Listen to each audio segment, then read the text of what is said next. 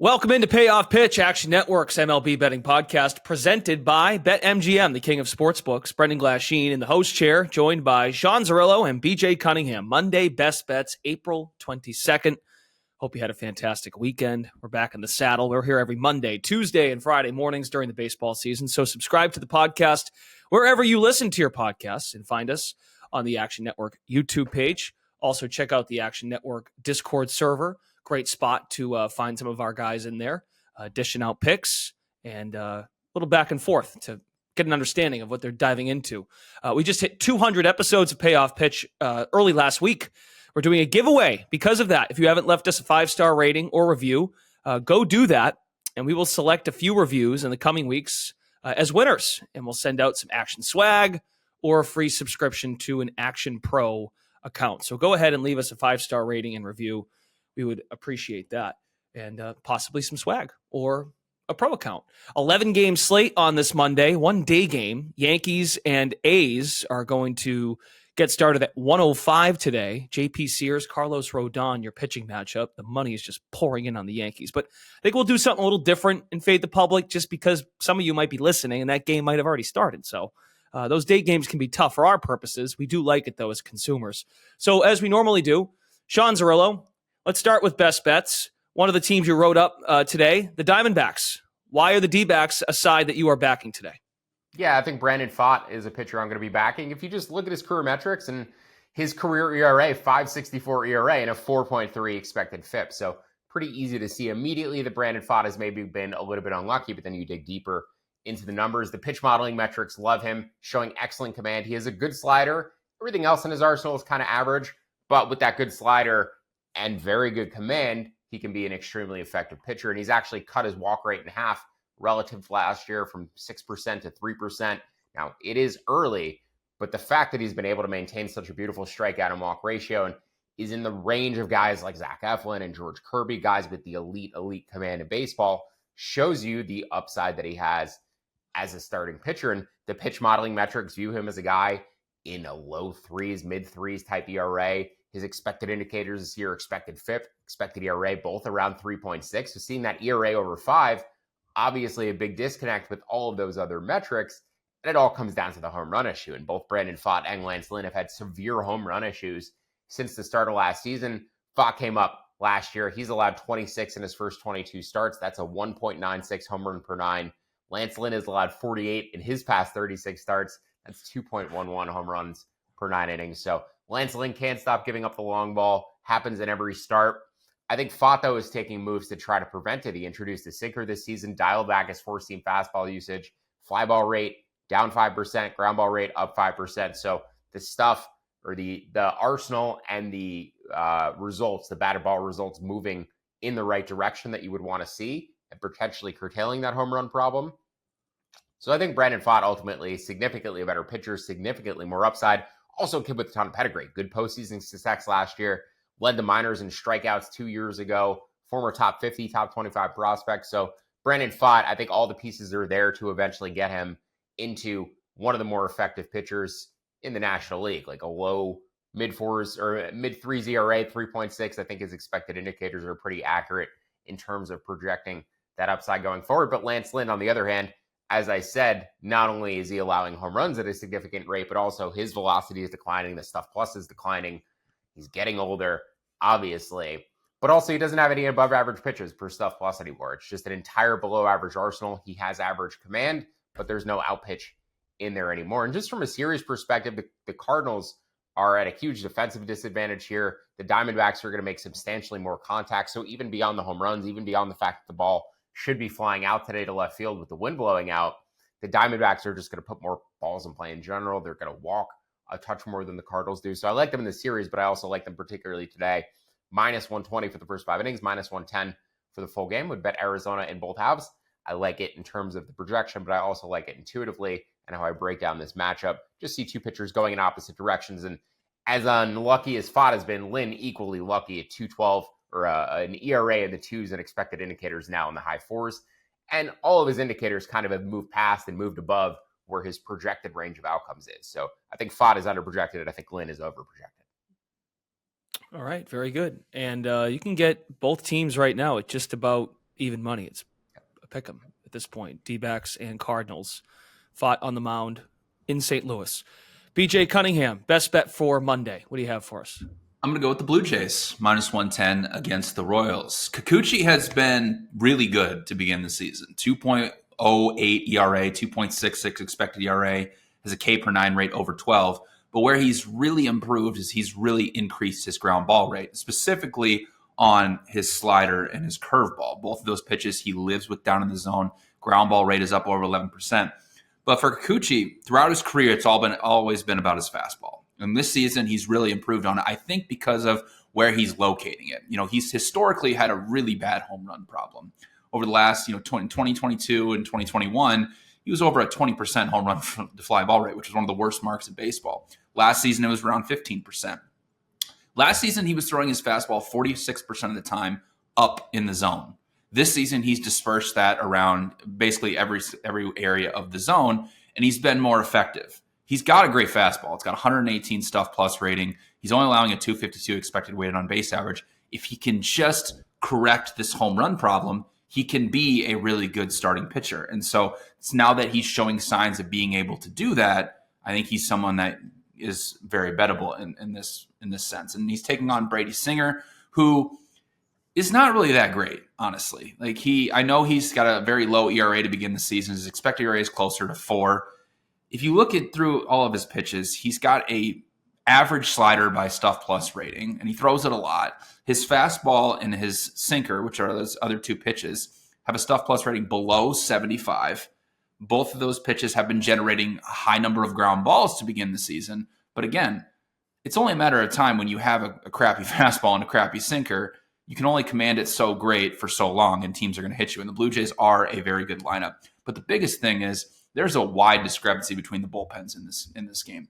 The Royals bullpen straight up stinks. If you look at their stuff plus numbers, it's 90 to begin the season. That is by far and away the worst mark in baseball. Their closer, James MacArthur, is the only guy who has a pitching plus rating above 100. It's kind of a mess once you get beyond the closer. So in situations where the Royals are behind in games, they really need to hit the ball to make up for how bad their bullpen is. So I have the Blue Jays projected at around -140, so I like them at -110. Should just mention I like the over in this game. I am low on Brady Singer too. Is the velocity on the slider is not where it was 2 years ago, and you can see the drop in stuff plus in the velocity. As the velocity is trended down, you can see it move below 100 and drop into below average territory, but that should be his best pitch. I think he's kind of outperforming expectations this season at that velocity level, but I like the over in this matchup. The wind blowing out to left field at 18 miles an hour at first pitch. I mean, crazy wind. You mentioned that home run problem for Kikuchi. I think the Jays do get to the Royals bullpen too. And this triggered, I always have to mention I'm not a system better. I'm handicapping my own weather adjustments, but this did trigger our Action Lab system for Kauffman Field wind, which has generated a 5.6% ROI since 2005. And I like to qualify too, because all of these systems, as you dig into Action Labs, once sports betting got legalized in 2019, you could see the dip in the ROI just because everybody kind of became aware of more information, more money coming into the market. Everything sort of sharpened up, but it still carried a 3.6% ROI since 2019. It's gone 48 and 41 when this wind and weather system is triggered for Kauffman Stadium. So typically plays 6 to 8% above league average. It should be playing there today. 70 degrees, 18 mile an hour winds blowing out. Really good over weather. So hopefully we get it, and hopefully Brady Singer finally turns into a pumpkin today for both of our purposes. Okay. Yeah, 1 home run and almost 22 innings for Yusei Kikuchi at this stage in the season. And walks haven't been... That's a miracle, honestly. Given what he's done over his career, that's kind of a miracle. Okay, let's find out if we're going to fade the public today. We're going to look at Rockies and Padres, that Rockies team, a gift that keeps on giving when it comes to runs. 88% of the bets, 99% of the cash coming in on Colorado over San Diego. Zerillo, where do we see an edge here possibly? Is there a side possibly? Where are we looking here? Yeah, I show a pretty big edge on the over, but I actually took Padres team total over because I just don't trust the Rockies to score against Dylan Cease. Cease is showing good pitch modeling numbers this year. I think he's going to pitch to about a 3.6, 3.8 type level moving forward. I think he's a very solid arm, and I think he's the kind of guy who could ruin this under. or ruin this over by himself. I mean, the Padres could score a bunch of runs, not only off of Austin Gomber, because I'm not high on Austin Gomber, and his projections are sort of in the high 4s, low 5s, but also this bullpen for the Rockies, who has had to pitch 3 games in the past 48 hours. They had a game on Saturday, and then they finished up a doubleheader yesterday, which made up their game on Friday. So Rockies bullpen a little bit overworked. They're going to need extra innings from Austin Gomber. Maybe he gets left out there just a touch too long. So I projected the overall game total 11.5. I considered betting the over 10.5. I still may, but I prefer the Rockies team total over. I make that 6.75. So over 5.5, I'd bet to about minus 140, and over 6.5, you could bet at about even money. There's some plus 110s or so out there. So definitely would consider taking some Padres team total over in addition to the game over. And BJ, I'm just curious where you put that number, because the weather did not seem to be knocking down the total for me in Colorado today. So I'm surprised it's 10.5.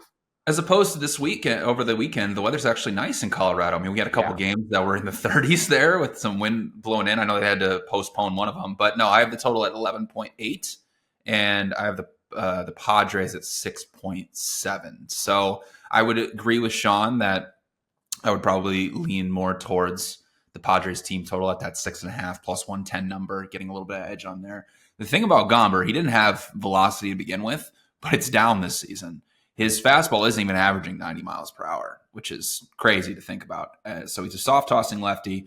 He's giving up a ton of hard hits. You know, he's basically have to rely on his off-speed pitches to get out this Padres lineup, which to begin the season, I know it's early on, but they are top 10 against lefties in terms of weighted on base average. So I think I agree with Sean. This is a decent matchup here for the Padres offense. So Padres team total over 6.5 plus 110. I'm with Sean.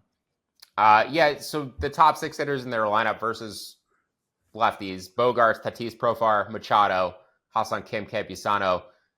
Since 2021, as an average as a group, they have a 108 WRC plus against righties, 129 against lefties. So a 21% improvement against southpaw pitching. So I think they are set up to be a better team against lefties than righties.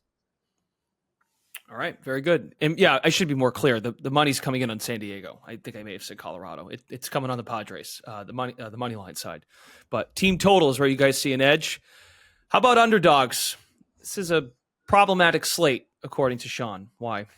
Yeah, the Diamondbacks were my underdog last night. Obviously, it's moved to a pick 'em price, but BJ and I were discussing before we jumped on. There's 1, 2, 3, 4, 5, 6 games that are between minus 120 and minus 110 for the favorite. So half of an 11-game slate, very difficult to find underdogs, but there's really nobody in range for me. And there's no underdogs that have popped off yet in terms of our Action Lab systems for this team is heavily taking money against, but the line has not moved essentially. Like the things that trigger our systems for this dog is obviously, overweight against, and you should probably consider betting on them, even though we have all this public money thus far on the Yankees and the Padres and the Braves. Like, it hasn't actually triggered yet. So it might just be a slate to bet chalk and totals for me. But yeah, nothing in range, and nothing looks like it's going to be in range as far as underdogs go. I'd say the closest is probably Oakland, but I bet on JP Sears in the past couple starts. And he's been great. I think the market has just caught up to him. Like, it's not in range. I make it plus 215 versus the A's and Yankees for the afternoon game, and that's roughly where the market is. So it's a pass for me as far as dogs go today, unfortunately. But BJ Cunningham is willing to back these Oakland A's. Yeah. You know, the thing about the A's what's that? Is that at least they have something, right? Like with these terrible teams, you're like, they got to have like something that can get you excited to bet on them, right? And for the A's, they have a bullpen that's halfway decent. It's like not the worst in baseball. Mason Miller's been awesome. And like Sean said, JP Sears has been fine. He can't strike anybody out, but he's been around a 5 expected ERA, which is not terrible. If you look at Rodon's metrics, he's 4.5 expected ERA to begin the season. He's got the walk rate that he had the problem with last year. So, I don't have a huge edge on the A's, and this is one of those situations with huge dogs where it's like I can't come in here and say they have like this huge edge here or there, but projected the A's at plus 192. So like there's money continues to pour in on the Yankees. So if you're listening to this and it's, almost 1 o'clock Eastern time, and the A's are suddenly plus 230 because the Yankees is a day game and everybody wants to bet on the Yankees. There's a little value in taking the A's. And again, like if they get ahead, they got guys in the bullpen who can shut the Yankees down. So, yeah. How about A's plus 210 for the underdog? Or is there any angle on the New York lineup? Where are you at with the Yankee lineup just to this point?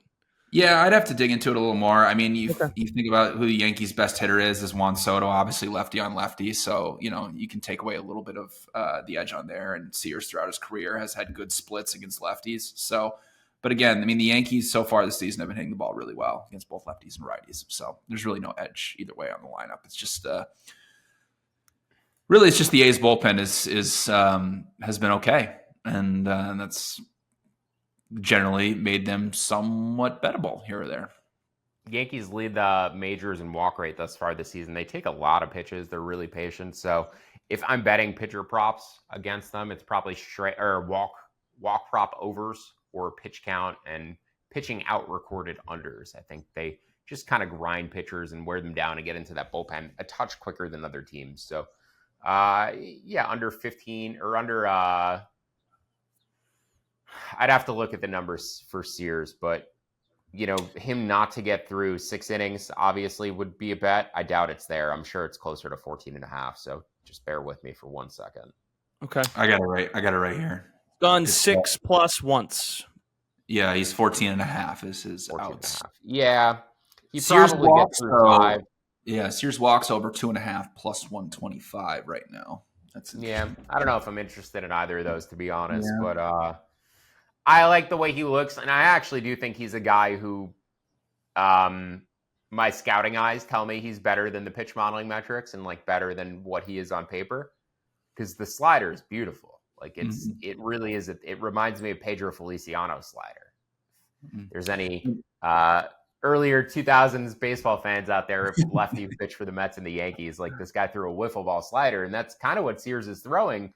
It just doesn't jump off the page on the Stuff Plus numbers, but it is very aesthetically pleasing, and it seems to fool hitters constantly. So, yeah, he's been solid this year, and I like JP Sears. Just for some reason, he doesn't pop off on the Stuff Plus numbers as you might expect. This is also a revenge game for him. He was involved in the Frankie Montas trade, so maybe a little extra motivation for JP Sears today. Oh. Okay. All right, a couple more, and then we'll get out of here. Zerillo had opening pitch up this morning, his article, his breakdown of the slate. Why don't you discuss the Rays? You want to hit on Jared Jones as well of Pittsburgh. Yeah, we'll start with Jared Jones because BJ and I are head-to-head on a game here. So the Pirates' first 5 is a bet for me today, up to about minus 148, but there's like a huge range of outcomes I could project for this game. I mean, depending on the data points I pick for Jared Jones, I could make him a first 5 underdog. I could make him a minus 212 first 5 favorite. We're talking like a 19% difference in implied probability, depending if you use the most pessimistic or the most optimistic projection for him. I think his projections are still way off compared to what he is. And that's what makes him so difficult, but also so fun to project. Like these are, you can automate as much as you want for a model, right? But there's still decisions you're going to have to make on a daily basis with guys like Jared Jones who are nowhere near anything else that they're projected to do. And if you're using a 395 projection for Jones for an ERA, which is his lowest or his most optimistic fit projection, you're still wrong. Like he's somewhere better than that. His pitch modeling metrics, as I said, he's the king of baseball right now. 136 stuff plus, 116 pitching plus. Nobody has outperformed him this year. Those numbers equate to like a 215 ERA if you're modeling it. But he also has a 217 expected FIP, basically in the same range. He has a 274 expected ERA per StatCast. I think that's a little bit more indicative of who he is. So adding all of those data points together, right? Factoring in some preseason projection, giving him credit for all of the elite pitch modeling data, factoring in that expected ERA, I do think he's a sub-3 guy right now, or right around there, which is the range that I would project the elite pitchers in, the Striders, the Skubals. DeGrom a little bit lower than those guys, but the upper echelon of starting pitchers, the George Kirbys, all in like the low 3s. And that's where I'm putting Jared Jones right now. And I've actually upgraded Joe Ross relative to his preseason numbers. His projection range is a bit higher than his career averages. His pitch modeling numbers say he's like a 4.2 guy right now, which is in line with his career average. So I've upgraded Joe Ross, even though he does not look good to me visually. I've upgraded Jared Jones. I could upgrade Jared Jones even further. I'm using like a pretty conservative or pretty fair average projection, I would say, on him, and I still make them about minus 160 for the first 5 innings, minus 165. So Pirates first 5, minus 148. I actually think you could justify it, though, even higher than that. And just as a general like perspective, kind of a fun pitcher to handicap because you have to make a decision. And the decision that you make is going to be determinative of whether you bet on him, whether you bet against him. Final bet, BJ and I head-to-head on Rays and Tigers. Now, I'm not sure if this comes down to the splits or what, but the Rays do have a bunch of hitters who are much better against lefties than righties. They hit better against lefties than righties last year. But Yandy Diaz, Arozarena, Howard Ramirez, Isaac Paredes in particular, and Ahmed Rosario, as an average as a group over the past 3 seasons, they have a 139 WRC plus against lefties and a 111 against righties.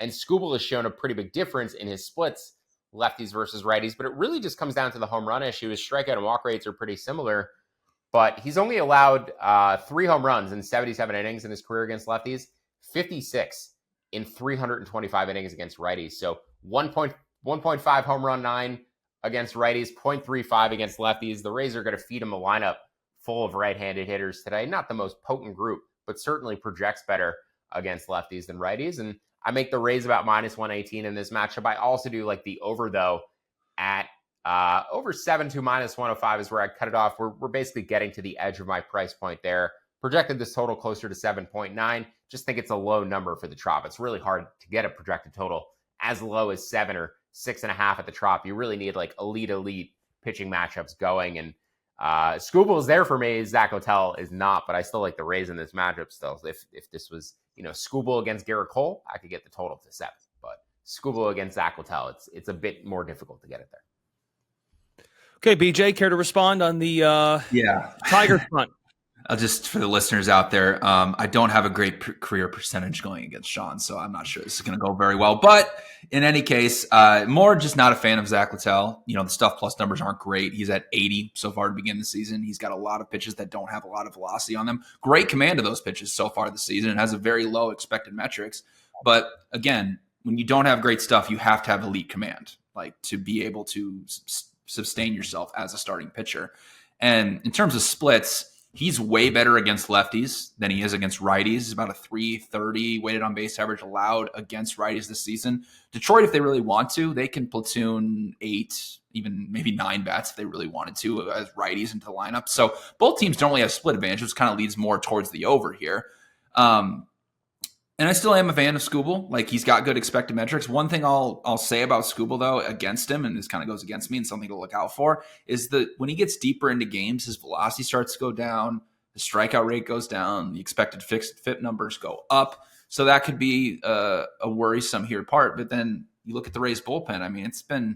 The Pete Fairbanks clip is funny and everything, but their bullpen's been kind of a disaster this season. They got the worst xFIP in baseball. So, I projected the Tigers around minus 125, so just a little bit of edge there for me. So I guess I'm going against Sean. And one more I'll mention, strikeout prop, Ranger Suarez under 5.5 strikeouts at plus money. He's coming off a complete game against the Rockies where he got to 8 strikeouts through 112 pitches. I'm not going to say that he's going to be tired or whatever it is, but when you're older and you're throwing that many pitches, like, it does have a little bit of wear and tear on your arm. And if you look through Suarez, and in terms of his strikeout numbers, he's at about a 28% strikeout rate right now. He's projected closer to 20%. So on average, last season he faced about 24 batters per start. You take that times 20%, you get it closer to a projection range, about 5.1. The Reds are like bang on average in terms of strikeout rate against left-handed pitching. They can platoon a lot of right-handed bats into their lineup if they really wanted to. So I generally think that's a little high because he's gotten 8 strikeouts in his last 2 starts. One was a complete game against the Rockies, and then one was 8 strikeouts against the Pirates, who has one of the worst strikeout rates against lefties in baseball. So him being plus money at 5.5, I think is a little too high. And, our Action Labs projections have it at 4.9. So I like Suarez under 5.5 strikeouts at anything plus money. Philly's bullpen is mostly rested and ready to go, too. So they could be pretty aggressive with it tonight if he does get into trouble. It's not like they need extra innings from him. So yeah, my worry there is I just think he's healthy for the first time, or like he's as healthy as he's been in 2 years, and that's why he's pitching so well. So yeah, I'm not really sure where to put Ranger Suarez right now. I bet on him a little bit this year. Mostly, I guess, was betting against the Rockies against left-handed pitching, because that's like one of the worst things I've ever seen. The Rockies cannot hit lefties. It's become a real issue. They had a 74 WRC plus against lefties last season, and it's going lower this year. So yeah, any lefty against the Rockies, Christopher Sanchez, Ranger Suarez, those were cake matchups for them. We'll see them against some real teams, but I do think Ranger looks as good as he's looked in a couple of years at this moment. Okay, very good, gents. Good stuff from BJ and Sean. BJ's on the Oakland A's if you are tuning in before 1 o'clock. So should be fun. Did you mean that? Yeah. I could hear the. Okay, all right. Yeah, it should be really fun.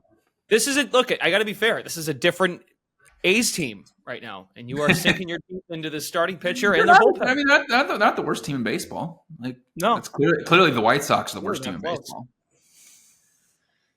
Yeah, the White Sox are potentially all-time bad. Yeah, horrible product what they're putting out there right now. And they lost Jason Benetti. I'm actually very glad he got out of there, so he doesn't have to sit through this season. Yep. All right. On that note, Sean Zerillo, BJ Cunningham, you can find them in the Action Network app should they add anything else to their cards today. Just an 11-game slate on this Monday. Be sure to leave a 5-star rating and review for a chance at some swag or an Action Pro subscription because of our 200 episode milestone. And as I said earlier, you can find some of our contributors in the Action Network Discord giving out some live bets, or possibly Sean Kerner will get in there, give some K-props. It's a lot of fun. Check it out. Episode link, episode description in the link that you are viewing or tuning into. You can find it there. For Sean Zerillo and BJ Cunningham, Brendan Glasheen, we are back tomorrow morning for Tuesday Best Bets. We got a full slate tomorrow. Thanks for listening to Payoff Pitch, Action Network's MLB betting podcast presented by BetMGM. Have a great start to your week, and we will join you again tomorrow.